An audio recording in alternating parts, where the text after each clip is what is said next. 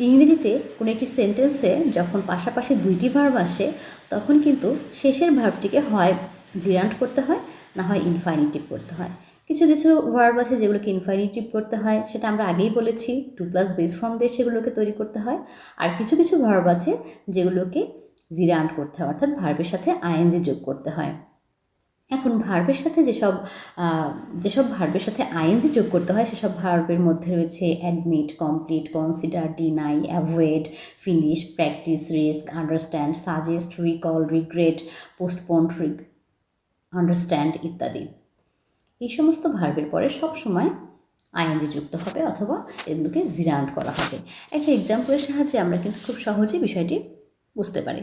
যেমন আমি যদি বলি we enjoy talk with your friend, এটা কিন্তু সম্পূর্ণই ভুল হবে।